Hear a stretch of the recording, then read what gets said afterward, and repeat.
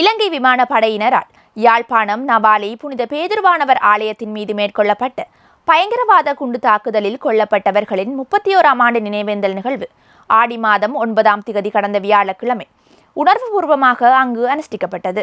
பங்கு தந்தை அருட்தந்தை ஜெயரஞ்சன் அவர்களின் ஒழுங்குபடுத்தலில் இடம்பெற்ற இந்நிகழ்வில் கட்டைக்காடு வெற்றிலைக்கேணி பங்கு தந்தை அருட்தந்தை விமலசேகரன் வசந்தன் அவர்களின் தலைமையில் திருப்பலியும் தொடர்ந்து நினைவு தூபி அமைந்துள்ள இடத்தில் அஞ்சலி நிகழ்வுகளும் இடம்பெற்றன. 1995ஆம் ஆண்டு இலங்கை ராணுவத்தின் ஆக்கிரமிப்பு படை நடவடிக்கையால் வலிகாமம் பிரதேச மக்கள் இடம்பெயர்ந்து பாடசாலைகளிலும் ஆலயங்களிலும் புகலிடம் தேடிய நிலையில் நவாலி புனித பேதுருவானவர் ஆலயத்திலும் அதனை அண்டிய பிரதேசங்களிலும் தஞ்சமடைந்திருந்த ஆயிரக்கணக்கான மக்களை இலக்கு வைத்து இலங்கை விமானப்படையினரால் பயங்கரவாத குண்டு தாக்குதல் மேற்கொள்ளப்பட்டது. இத்தாக்குதலில் ஆலயத்தில் இருந்த குழந்தைகள், பெண்கள் உட்பட 147க்கும் அதிகமான பொதுமக்கள் படுகொலை செய்யப்பட்டதுடன் 400க்கும் அதிகமானோர் படுகாயமடைந்தமையும் இங்கு குறிப்பிடத்தக்கது. இத்தாக்குதலில் ஆலயத்தில் இருந்த குழந்தைகள், பெண்கள் உட்பட 147க்கும் அதிகமான பொதுமக்கள் படுகொலை செய்யப்பட்டதுடன் 400க்கும் அதிகமானோர் படுகாயம் அடைந்தமையும் இங்கு குறிப்பிடத்தக்கது.